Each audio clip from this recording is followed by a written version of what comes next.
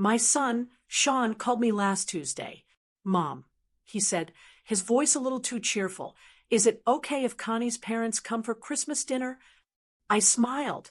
I've gotten very good at smiling over the years. I even managed a little chuckle.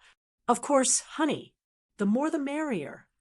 But what they didn't know, what my son didn't know, what my daughter-in-law and her parents certainly didn't know, was that I had also invited the man they owe $50,000 to. And what happened next? Well, it completely ruined them. My name is Emma Atkinson, and I'm 67 years old. I've been a widow for 8 years, ever since my husband David passed. I live in a cozy brick house in Naperville, Illinois. It's a lovely area, very affluent, the kind of place people work their whole lives to retire in. And we did. David and I worked hard. This house is our nest egg, our proof. Now, it's mostly just me and the silence. It's too big, really, but I could never leave it, especially not at Christmas. I've always been the heart of this family. That's what David used to call me. I'm the one who hosts Thanksgiving, Easter, and especially Christmas. I'm the one who remembers the birthdays, bakes the cookies, and makes sure the simmering tensions stay just that, simmering. I've been the family peacekeeper for as long as I can remember. So when Sean called, I did my job. He's my son, my only child. He's 42, and I love him, but ever since he married Connie, he's been different, pulled in 2 directions. I knew if I said no, it would start a war. Connie would be furious, Sean would be caught in the middle, and I would be painted as the difficult mother-in-law. So I did what I always do. I smiled into the phone and said, "That sounds wonderful, Sean." He let out a breath he must have been holding. "Oh, great, Mom. Thanks. That's great." He was relieved. He had no idea he was walking his in-laws into an ambush. You see, the tension in our family isn't about little things. It's not about who carves the turkey or what music we play.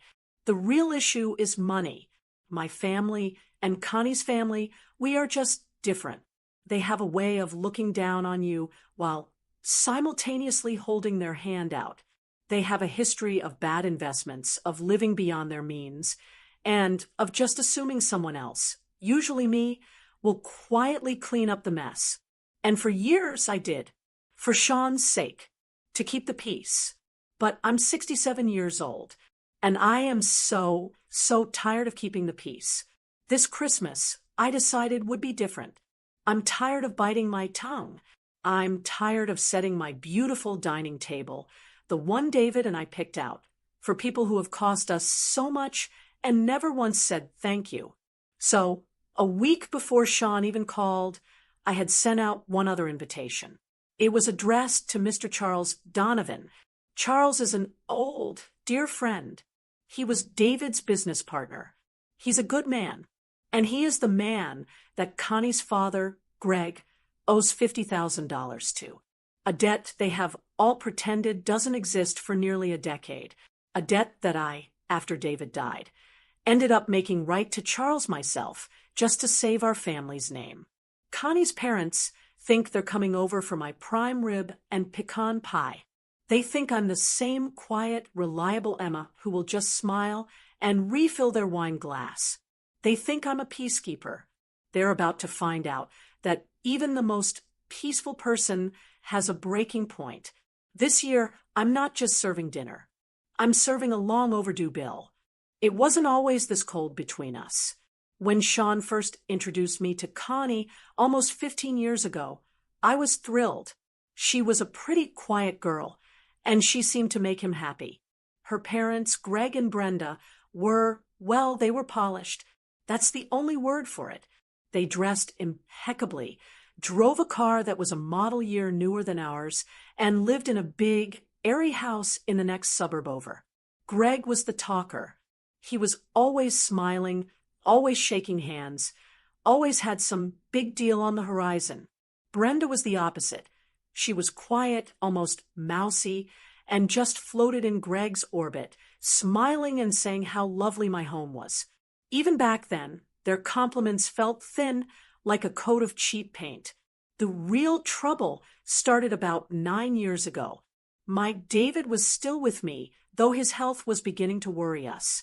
Greg came to our house one night, all energy and excitement. He had an unbeatable opportunity, a commercial real estate flip, a small office park. "It's a sure thing, David," he'd said, slapping my husband on the back. "We just need a little more capital to secure the whole lot." David was a cautious man. He'd built his contracting business from nothing. But Greg can be very persuasive.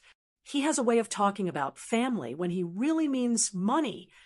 The deal involved Charles Donovan. Charles was David's partner for 30 years. He's a good, solid, quiet man. The kind of man who believes a handshake is a contract. Greg had already pitched to Charles, but Charles was wary.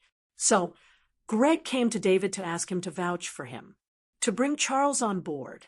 I remember David on the phone with Charles.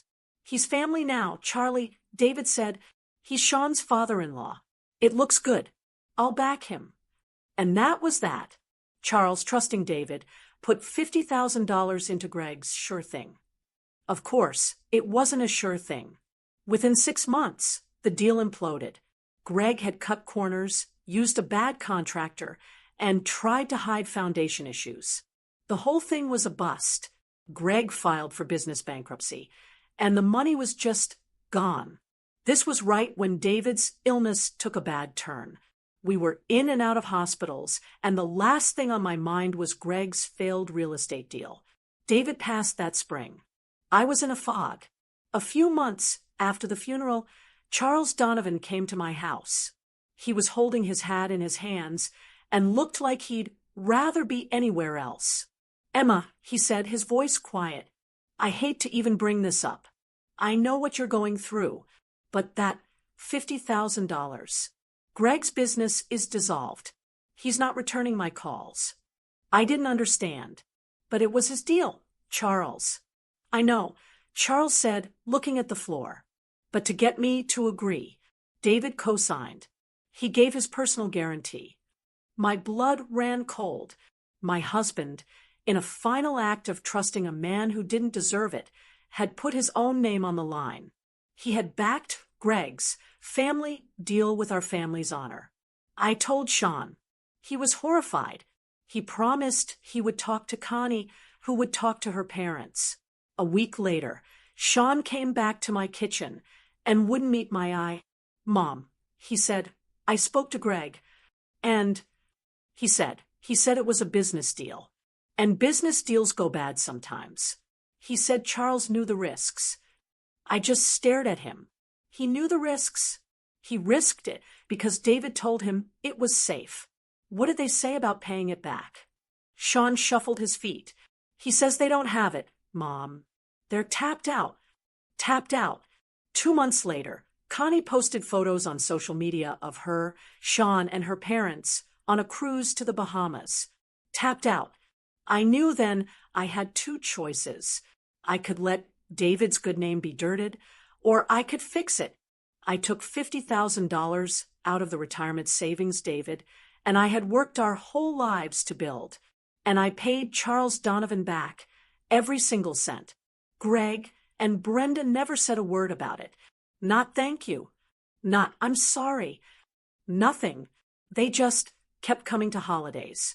They'd sit at my table, eating my food, complimenting my decorations, all while knowing I had covered their debt. This year, that stops. For years, I just let it sit. I let it fester. I told myself it was for Sean's sake. What good would it do to start a family war? David was gone. Charles had his money back, and I was the only one who really lost anything. And what was $50,000 compared to peace in my son's marriage? So I smiled. I hosted them for Thanksgiving. I bought their children birthday presents. I listened as Greg bragged about his new car or their trip to the lake house. And every time I felt that little cold knot tighten in my stomach. But seeing those Bahamas pictures, that was the moment something in me finally snapped. It was the sheer, unadulterated gall of it. They were sipping cocktails with little umbrellas, posting pictures of sunsets, all while I was here, alone, managing the accounts David and I had built, trying to make the numbers make sense after paying their debt. I wasn't just a peacekeeper anymore. I was a doormat. I was an accomplice to their lie. That night, I went through my old address book. It still had David's messy handwriting in it. I found the number for Charles Donovan. I sat at my kitchen counter for a long time, just looking at the phone. My heart was pounding. This was it. Once I made this call, there was no going back. I was lighting a fuse. I took a deep breath and dialed. He picked up on the third ring. "Hello. Hello, Charles," I said, my voice steadier than I expected. "It's Emma Atkinson." "Emma." His voice warmed immediately. He's such a decent man. What a wonderful surprise. "How are you holding up, my dear?" "I'm doing well, Charles. Thank you," I said. "I'm calling for a particular reason. I'm hosting Christmas dinner, as I always do." "Oh, that's lovely of you, Emma," he said, and I could hear the "but" coming. "And I would be very, very honored if you would come. As my guest." There was a long pause on the line. Charles is a smart man. He knew exactly what I was asking. He knew who would be there. "Emma," he said gently, "that's incredibly kind. But are you sure that's a good idea? I wouldn't want to make things uncomfortable for you. I assume Sean and his family will be attending." "They will be," I said, and I felt a spine I didn't know I had suddenly stiffened. "In fact, Charles, Sean called today to ask if Connie's parents could come, too." Another pause, this one heavier. "I see," he said. "Emma, I don't want to start any trouble for you at Christmas. As far as I'm concerned, that business with Greg is long over." "It's over for you because I made it right," I said, my voice dropping. "It is not over for me. It's been 9 years, Charles. 9 years of me smiling while that man eats my food. I'm not asking you to start trouble. I'm just asking you to be there. I need one other person in that room who knows the truth. I'm tired of being the only one." He let out a long, slow sigh. I heard him rub his face. "If you put it that way," he said finally, "if you're sure, then yes, Emma, I will be there. For you." When I hung up the phone, my hand was shaking. For a second, I had a wild urge to call him back and say, "Never mind. It was a bad idea. This wasn't me. I'm the one who smooths things over. I'm the one who changes the subject when the conversation gets tense. I'm the person who has smiled so hard my cheeks hurt just to keep everyone else comfortable. But I thought about David. I thought about his name. And I thought about that $50,000. I know what I'm risking. I know this could blow up my relationship with my son. That's the part that makes my stomach churn. But maybe Sean needs to see this. Maybe he needs to see what happens when the peacekeeper finally puts her foot down. So the invitation was accepted. The trap was set. I went about my preparations. I went to the butcher and ordered the prime rib. I started polishing my mother's silver. I ironed my best tablecloth. To anyone looking in, I was just Emma Atkinson, the perfect hostess, getting ready for the holidays. But this year, I wasn't just preparing for a party. I was preparing for a reckoning.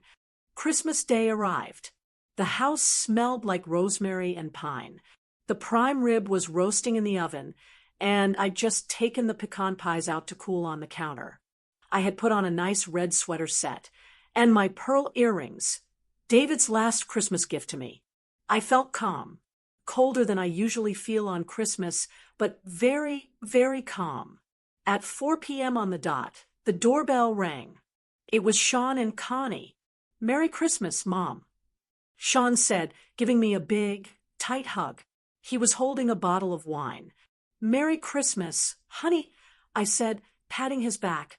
"Emma, the house looks lovely," Connie said from behind him.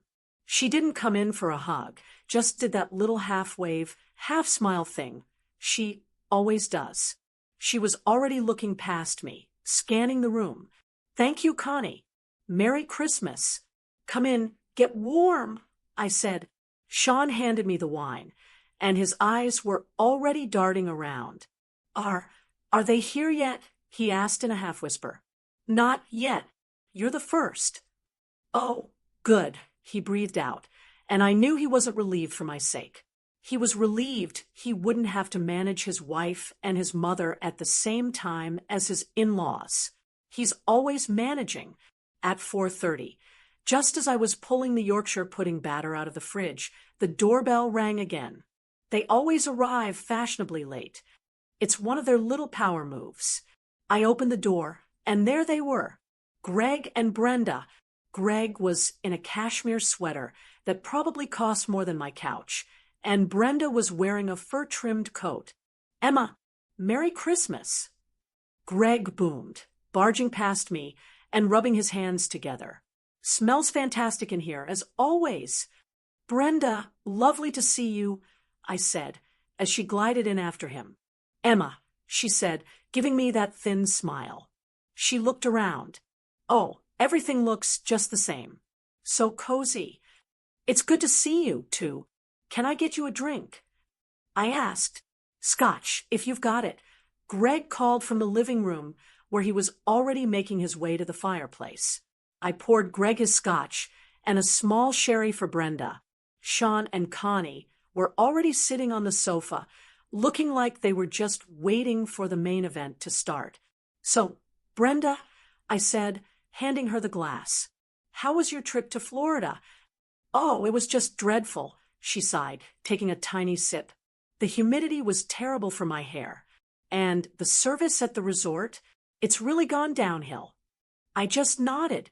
I was about to ask Greg about his new golf membership when he stood up and wandered toward the dining room, which was all set up, my beautiful table polished silver, and 6-place settings. He stopped in the doorway. "Emma," he said, not turning around, "you've set for 6. "Yes, I did," I said, keeping my voice light.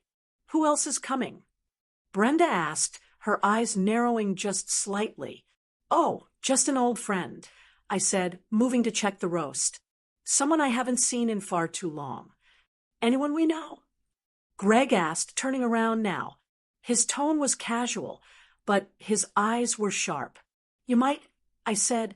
"He was David's oldest." Before I could finish the sentence, the doorbell rang for the final time. "Ah, that must be him now," I said, wiping my hands on my apron. I walked to the front door, my heart beating a steady, heavy rhythm. I could feel all 4 of them watching my back. I opened the door. Charles Donovan stood on my porch. He looked older, of course, but just as kind as I remembered. He was holding a large bouquet of poinsettias. "Charles," I smiled, and this one was real. "Merry Christmas. I am so glad you could make it." "Emma," he said, his voice quiet. He stepped inside, handing me the flowers. "Thank you for having me. Your home is beautiful." "Let me take your coat," I said. I turned around. Greg was standing in the archway to the living room, his glass of scotch halfway to his mouth. His smile was gone. It didn't just fade, it froze. It was like watching concrete set. Brenda, who had been examining an ornament on my tree, just stopped. Her hand was just hanging in the air. Sean and Connie just looked confused. They didn't understand the significance. "Not yet. Everyone," I said, my voice clear and bright, ringing through the suddenly silent house. "I don't believe you've all been in the same room for a long time. You all remember Charles Donovan, don't you?" Charles, ever the gentleman, just nodded politely. "Greg, Brenda, Merry Christmas." Greg didn't say a word. He just stared. His face had gone pale, then a dark, splotchy red. The silence was so thick I could barely breathe. "Well, isn't this wonderful?" I said, clapping my hands together softly. "The prime rib is rested and ready. Why don't we all move to the dining room?" The walk from the living room to the dining table was the longest 20 feet of my life. The only sound was the clicking of Brenda's heels on my hardwood floor. Sean was looking back and forth between Greg and me, his face pale and confused. Connie was staring at the floor, refusing to look at anyone. "Well, please everyone sit," I said, my voice sounding disgustingly cheerful in the heavy silence. "Sean, honey, you sit there." Connie right next to him. I had placed the name cards out earlier. It was a detail I never usually bothered with, but this year it was essential. "Brenda, if you'll sit here, on my left. And Greg, I've put you right here, next to Charles." Greg, who had not moved or spoken since Charles walked in, slowly turned his head. He looked at the little card with his name on it, then at the card next to it, Charles. Then he looked at me. The hatred in his eyes was so pure, it was almost stunning. He looked at me like I was the one who had stolen something. Slowly, everyone took their seats. The scrape of the wooden chairs felt like a scream. Charles sat down calmly, unfolded his napkin, and placed it in his lap. He gave Greg a small, civil nod. Greg just stared at him. I sat at the head of the table. For a moment, we all just sat there. The beautiful prime rib, the steaming Yorkshire puddings, the green beans, it all just sat there, getting cold. Sean cleared his throat. "So, Mom, this looks amazing." "Really? Doesn't it look amazing, Connie?" Connie just nodded, her lips pressed into a thin white line. Greg picked up his fork and then put it down again, his hand visibly shaking. "Well," I said, picking up my water glass, "before we begin." I stood up. 5 pairs of eyes snapped to me. "I just want to say a few words. It's not often we're all together like this, especially with such old friends." I looked right at Charles, and then I let my gaze travel over to Greg. "As the host, I'd like to offer a blessing for this meal." Brenda and Sean instinctively bowed their heads. Charles did, too. Connie just watched me, her eyes wide. Greg was glaring, his jaw muscles clenching. I smiled, holding my water glass in a mock toast. "Dear Lord," I began, my voice clear and steady.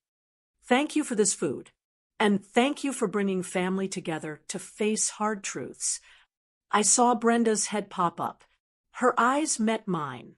I continued, "We are especially thankful for old friends, like Charles, who are patient enough to wait." I paused, letting the words hang in the air. "And wait for what they are rightfully owed." I raised my glass slightly. "Amen." The amen landed in the room like a bomb. Connie let out a little gasp, a tiny, strangled sound. Sean's head shot up, his face a mask of pure confusion. "Mom, what?" Charles just sat there, his expression unreadable, watching me. Brenda looked like she had been slapped. "Emma, how dare you?" But it was Greg who finally exploded. He shoved his chair back, so hard it nearly toppled over. He slammed both his hands flat on my dining table, rattling the good silver. "What is the meaning of this?" he roared. His face was a terrifying mottled purple. He wasn't looking at Charles. He was looking right at me. "What kind of sick, twisted game are you playing, Emma?" I didn't flinch. I just stood there, still holding my water glass, and looked him right in the eye. "It's not a game, Greg," I said, my voice perfectly calm. "It's Christmas, and I just thought it was finally time we cleared the air. You owe Charles $50,000, and this year I think it's time we face that fact."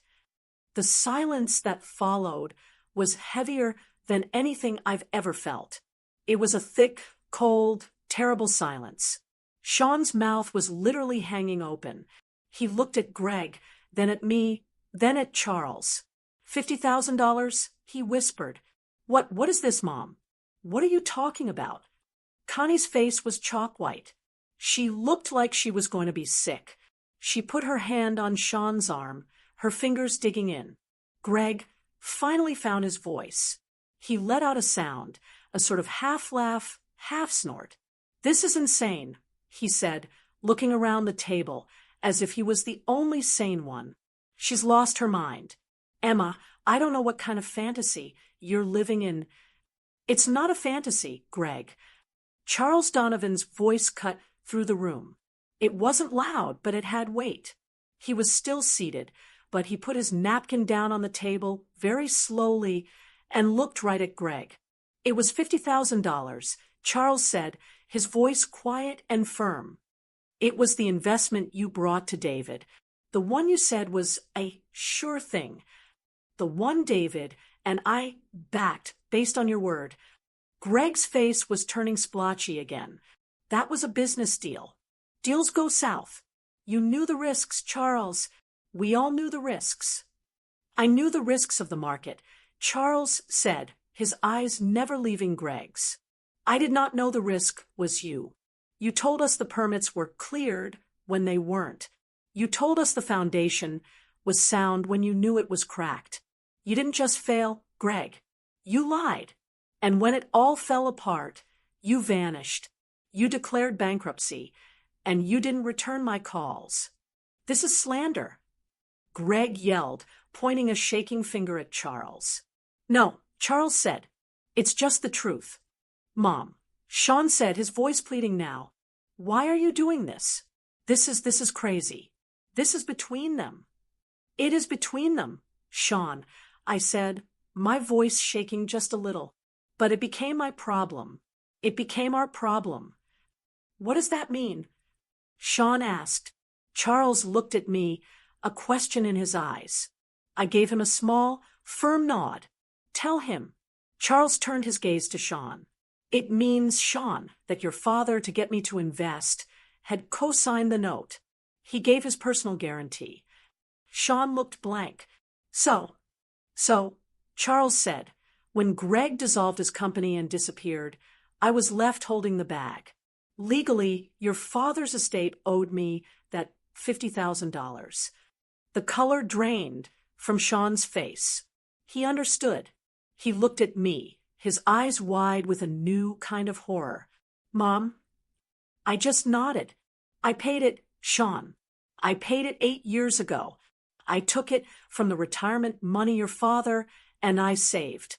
I paid it so your father's name wouldn't be dragged through the mud. You paid it? Sean repeated. He looked at Connie, then at Greg. You knew about this? You let her pay it. Connie wouldn't look at him. She just stared at her plate. And then Brenda, who had been silent this whole time, finally spoke. But it wasn't a gasp of remorse. It wasn't an apology. She started to cry. They were high, thin, wailing sobs. I cannot believe this, she cried, dabbing at her eyes with my good cloth napkin. I just cannot believe it. To do this to us. To air this laundry, in front of everyone. At Christmas, Emma, Christmas. She turned to Sean, her face a mask of betrayal. She set us up, Sean. She invited us here to humiliate us. What kind of cruel woman does that? That was all it took. Sean, who had been looking at Greg with dawning fury, now snapped his head back to me. His face was torn. I could see the war inside him. Mom, he said, his voice low and angry. This is wrong. This is vindictive. Vindictive? I asked, my voice barely a whisper. They stole $50,000 from us. It was a business deal. Connie suddenly shrieked, finding her voice. My dad told you. It was a bad deal. And you hold it over our heads for 9 years and then pull a stunt like this? You're trying to ruin us. Okay, that's enough. Sean said, standing up now. He was looking at me, not at them. Mom, you've made your point. This was not the time or the place. You should have come to me. We could have, I don't know, worked something out. Work something out. I asked. I did come to you, Sean. 9 years ago. You told me they were tapped out. And then they went to the Bahamas. Sean winced like I'd hit him. This is unfair, Mom, he said, shaking his head. This is not who you are. To ambush them, to ambush us, with Charles here as your witness? It's cruel. And there it was. He was defending them. My son was standing at my Christmas table in my house, defending the people who had stolen from his father and me. My heart, which had been pounding with adrenaline, suddenly felt like a cold, heavy stone in my chest. I finally saw it. The peace I had been keeping all these years. It wasn't for him. It was for them. Cruel. I heard myself repeat the word. It sounded foreign. You think I'm cruel? That was all the opening Brenda needed. She saw Sean's defense, and she pounced on it like a hawk. See, Sean, she cried, rushing to his side and clutching his arm. See what she's like. She's always been this way. She's always been jealous of our family, jealous of my relationship with Connie. She couldn't stand that we were all here, happy. Happy. I almost laughed. You call this happy? This was a setup. Greg roared, regaining his footing. He was glad to have the attention off the money and onto my character. A pathetic, vindictive setup by a lonely, bitter old woman. You invited us here to attack us. In front of your son. You're sick, Emma. That's enough, Charles said, and this time he stood to his full height. He wasn't a large man, but he suddenly seemed to fill the room. I will not sit here and listen to you call this woman names. This is not about jealousy, Brenda, and it's not a setup, Greg. It's a bill long past due. He looked at Greg, and his eyes were like chips of ice. This is about a $50,000 debt. A debt you incurred through lies. A debt you ran from. And a debt this woman, he pointed at me, paid out of her own pocket to protect her dead husband's name from your disgrace. The only sick thing in this room is your complete and total lack of shame. Shame. Greg sputtered. You're talking to me about shame? After you two cooked up this little ambush? This is harassment. I could sue you for this. Go ahead, Charles said calmly. I still have all the original paperwork. I'd love to see you explain that cosign note to a judge. That shut Greg up. For a second, I will not be spoken to this way. Brenda shrieked, grabbing her coat. We are leaving. Connie, Sean, we are leaving this instant. Connie, who had been silent and white, grabbed Sean's arm. Sean, let's go. I'm not staying here. She's awful. Sean looked like he was being torn in two. His face was red, his eyes darting between me, his wife, and his in-laws. He looked trapped. Sean, I said, and my voice broke just a little. Please, just look at the facts. Stop letting them. Stop, he suddenly yelled, turning on me. The force of it made me take a step back. You want me to stop? You're the one who did this, Mom. This is exactly why I'm always so stressed. This is what you do. You always have to be in control. You always have to be the martyr, the one who's right, and you don't care who you hurt as long as you prove your point. It was like he punched me in the chest. All the years I'd hosted, all the sacrifices I'd made, all the times I'd bit my tongue to keep his peace, he saw it all as control. He wasn't just defending them. He was attacking me. You ruined Christmas, Mom, he said, his voice dropping to a low, bitter growl. You couldn't just let it go. You had to humiliate my wife. You had to humiliate her family. Was it worth it? Was it worth this? I looked at my son's angry, twisted face, and something in me, that old, soft, peacekeeping part, just died. It turned cold and hard. Yes, Sean, I said. My voice was suddenly clear and calm. Everyone froze. Yes, it was worth it. You're right. I'm done. I'm done keeping secrets to make everyone else comfortable. I'm done pretending this family isn't broken. I'm done being the quiet one who cleans up the mess. I turned to Greg and Brenda. Get out. You can't talk to us like that. Greg puffed up. Get out of my house, I said, pointing to the door. Both of you. I looked at Connie. You too. You knew. You knew your parents stole from us, and you let me pay. You let your husband think I was just a difficult mother-in-law. You're just like them. Brenda was dragging Greg by the arm. Connie was yanking Sean toward the door. Sean stood in the doorway and looked back at me, his face full of spite. He wouldn't meet my eyes. He just looked at the wall above my head. "Merry Christmas, Mom," he muttered. Then he turned, and the front door slammed shut. The house was so quiet. It was just me and Charles, standing there, surrounded by a feast that would never be eaten.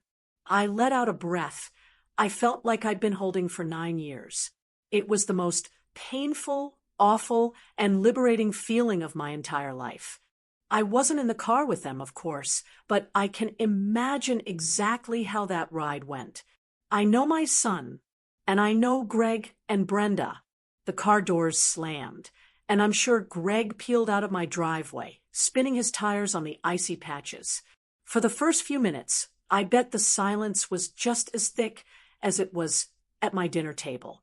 Then, I'm sure Brenda started. "Well, I have never," she'd say, her voice shaking with fake outrage. "Never in my life have I been so humiliated. That woman is a monster." Greg would be gripping the steering wheel, his knuckles white. "She's sick, Brenda. Just plain sick. A bitter, lonely old woman. This is what happens when they live alone for too long. They go crazy. And Charles," Brenda would spit, "just sitting there all high and mighty. The two of them, they plotted this. It was a trap from the beginning." I can see Sean in the back seat, just staring out the window, his gut churning. He'd be replaying my words, my toast, his own words. "You ruined Christmas, Mom." Connie, beside him, would be seething. "She's always hated me, Sean. You know she has. This was never about money. This was about me. She wanted to humiliate me, to make you choose. $50,000. Greg would scoff from the front seat. "She's crying over $50,000? From 9 years ago, it was a business deal. People lose money every day. That's life. Only idiots invest money they can't afford to lose. David was an idiot for co-signing, and Charles was an idiot for investing in the first place." And that would be the moment, calling my dead husband an idiot. I can just see Sean's head snapping up. The fog of anger at me would evaporate, replaced by a cold, clear rage. "What did you just say?" Sean would ask, his voice quiet. "What?" Greg would say, glancing in the rearview mirror. "What did you just call my father?" There'd be a pause. "I'm just saying, Sean," Greg would start trying to backtrack. "It was a bad deal. He was emotional. He shouldn't have put his name on that paper. He put his name on it because your family," Sean would say, the word family sounding like acid. "He put his name on it because he trusted you. And you lied to him. You lied to Charles." "Sean," Connie would gasp, "don't talk to my father like that. He's been lying to us for years."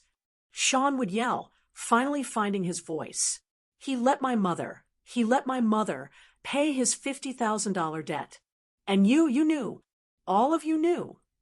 "We did not." Brenda would cry from the front seat. We thought she was just helping. We didn't know she was holding a grudge." "Helping." Sean would laugh, a horrible, bitter sound.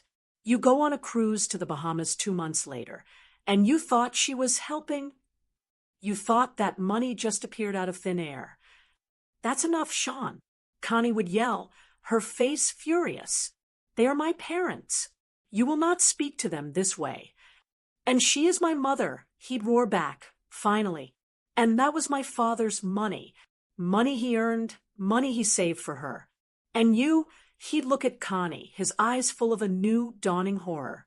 "You knew. You let me blame her all these years. Every time I said she was being difficult about money, every time I said she was controlling, you just sat there and let me. You knew she was just trying to keep from being stolen from, again. They'd get back to their house. Greg and Brenda would probably come inside, still ranting about me. And Sean, he would just look at them. He would see, for the first time, not the polished, successful in-laws he'd always been a little intimidated by, but two cheap, shameless grifters. "Get out," he'd say. "Sean, honey," Brenda would start. I said, "Get out." After they'd finally left, slamming that door, too, he'd be alone with Connie. "I can't believe you," she'd say, her arms crossed. "You chose her." She was telling the truth. He'd say, his voice flat, "It doesn't matter." Connie would scream, "It was years ago. It's just money. Why does she get to ruin our lives over it? Why does she get to ruin Christmas?" And Sean would just look at his wife. He'd see her mother's face, hear her father's excuses. And he'd realize he'd married them, too. "She paid it, Connie," he'd say, the words feeling like stones in his mouth.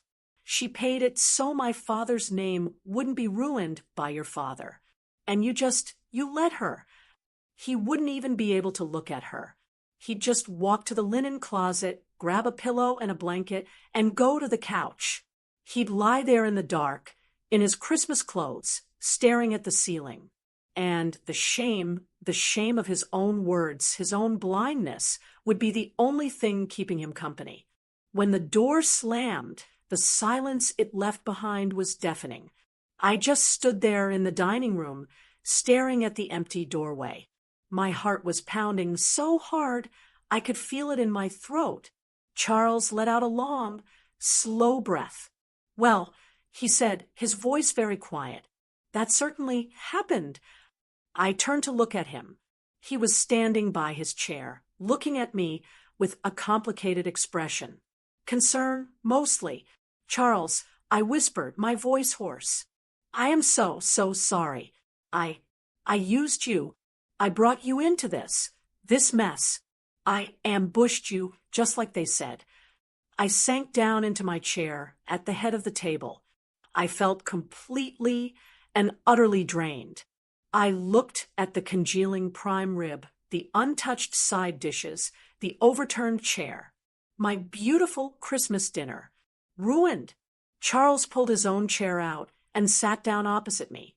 He didn't say anything for a moment. He just looked at the table. Then he reached across and very gently, very briefly patted my hand. "You did not use me, Emma," he said. "You asked me to come to dinner. And you asked me to be a witness to the truth. A truth that involved me very, very deeply. You didn't lie about anything." "But it was cruel," I said, repeating Sean's word. "My own son, he looked at me with such hate." I had to stop and take a shaky breath. He took their side. "He's been on their side for 15 years, Emma," Charles said, his voice gentle but firm. "He's been caught in the middle, and he's been taking the path of least resistance. That's all he's ever known how to do. You just put a boulder in that path." He called me a martyr. Controlling. The words stung, even just saying them. All these years, I thought I was protecting him, protecting our family. "You were protecting him," Charles said. "You were protecting him from a truth he wasn't ready to face. The truth that his wife's family are, well, not good people, and that his wife is more like them than she is like him. That's a terrible thing for a man to have to admit. It was easier for him to think you were the difficult one." I looked at this good, kind man, a man my husband had trusted completely, a man who had been wronged by my family and had been paid back by me and had never said another word about it. "Why did you never say anything, Charles?" I asked. "All these years. After I paid you, you never breathed a word. You could have told people. You could have told everyone." He gave me a small, sad smile. "And what good would that have done, Emma? It would have hurt you. It would have hurt David's memory. It would have put Sean in an impossible position. I had my money. The rest was just family business. It wasn't my place." He looked at me. "Until you made it my place. Tonight." I nodded, feeling a strange mix of shame and a deep, powerful relief. The secret was out. The lie was dead. It had exploded, and it had taken my family with it, but the lie itself was finally over. "Thank you for coming, Charles," I said. "I don't think I could have. I wouldn't have had the courage if I were alone." "You were never alone in this, Emma," he said. "I've just been quiet." We sat there for a long time. The house was quiet. We didn't eat. After a while, Charles stood up. "Come on," he said. "Let's clean this up. We can't let all this good food go to waste. I'll wrap up the prime rib for you." And so we did. We worked in silence, side by side. Charles started clearing the plates, and I started wrapping the food. It felt normal, domestic. It felt peaceful. We were just finishing in the kitchen when my phone, which I'd left on the counter, started ringing. My whole body seized up. I just froze, staring at it. The screen lit up. "Sean." Charles looked at me. "Do you want to answer that?" I shook my head, my heart hammering again. "I can't. I can't talk to him. Not after what he said. Not tonight." The phone rang, and finally it went to voicemail. I let out the breath I was holding. Charles gave me a supportive nod. He started to gather his coat. "Thank you again, Emma," he said, "for the eventful dinner. Thank you, Charles, for everything." I walked him to the door. Just as he was stepping out, my phone buzzed on the counter again. A text message. I walked over and looked at the screen. It was from Sean. Just 5 words. "Mom, can I come over? Alone?" I stared at the text message for a long time. "Mom, can I come over? Alone?" My thumb hovered over the screen. Part of me, the mother part, wanted to write, "Yes, come now, it's cold. I love you." But the other part of me, the part that was newly born and cold and hard, that part was in charge now. I typed back one single word. "Tomorrow." His reply was almost instant. "Okay, 10 a.m. I didn't sleep much that night. I just sat in David's old recliner in the living room, watching the Christmas tree lights twinkle. The house was spotless. All the food was put away. You'd never know there had been a war in the dining room just hours before. But the house felt different. It felt lighter. At 10 a.m. on the dot, my doorbell rang. I opened it. Sean was standing on the porch. He looked awful. He was still in the same clothes from yesterday. His hair was a mess, and his eyes were red and puffy. He looked like he'd been through hell. "Good. Hi, Mom," he said, his voice a low croak. I didn't say anything. I just stepped aside and let him in. He walked into the living room and just stood in the middle of the rug, his hands shoved deep in his pockets. He wouldn't look at me. "Mom," he started, his voice thick. I don't even know what to say." "Then don't say anything, Sean," I said, my voice flat. I wasn't going to make this easy for him. "No," he said, and he finally looked up at me. His eyes were swimming with tears. "No, I have to. Mom, I am so sorry." He finally broke. He sat down on the edge of the sofa and put his head in his hands, and his shoulders started to shake. "What I said to you, calling you controlling." "And a martyr," I supplied, my voice like ice. "Yes," he whispered. "It was unforgivable. Mom, I was a coward. I've been a coward for 15 years. He looked at me, his face a wreck of shame. I spent the whole night on the couch, thinking. I finally heard what Greg said, in the car. He called Dad an idiot for trusting him. And Connie, she defended them. She said it was just money. She said you ruined her Christmas. He let out a ragged breath. "All these years, I let you be the bad guy. Because it was easier. It was easier to think you were difficult than to admit that my wife's family were thieves. And that my wife was okay with it. It was easier to get mad at you for rocking the boat than to be mad at them for sinking it." He stood up and walked over to me. "You paid $50,000. Our money. My father's money. You paid it to protect his name. And I didn't even say thank you. I attacked you for it. He was crying openly now. I am so sorry, Mom. I am so sorry. I looked at my son. My boy. He had failed me. He had betrayed me. But he was here. And he was finally telling the truth. I know, Sean, I said, and I opened my arms. He fell into my hug like he was a little boy again, and he just sobbed. I held him, and I patted his back, and I felt that cold, hard thing in my chest finally start to melt. I forgive you, Sean, I whispered. You're my son. I will always forgive you. We stood there for a long time. Finally, he pulled back, wiping his face. So, he said, his voice shaky. What now? With Connie? I held up a hand, and I knew in that moment that everything had changed for good. I love you, Sean, I said, and my voice was kind, but it was also a voice he had never heard from me before. It was the voice of the new Emma. You will always be welcome in this house. You are my son. But they are not. He looked at me confused. Mom, Brenda, and Greg, and Connie, they are not to come here again. I will not have them at my table. I will not have them in my home. I am done with them. I am done keeping their secrets. I am done pretending. Connie, too, he whispered, his face going pale. Yes, Sean. Connie, too. She knew. She sat at my table for 9 years, knowing what her parents had done, and she let you blame me. That is not something I can forgive. He nodded, slowly. He looked like he was going to be sick, but he nodded. Okay, Mom, he said, his voice barely audible. Okay, I understand. After he left, the house was quiet again. But it wasn't the lonely quiet I was used to. It was a strong quiet. That Christmas was the most painful one I've ever had. It broke my family, but it saved me.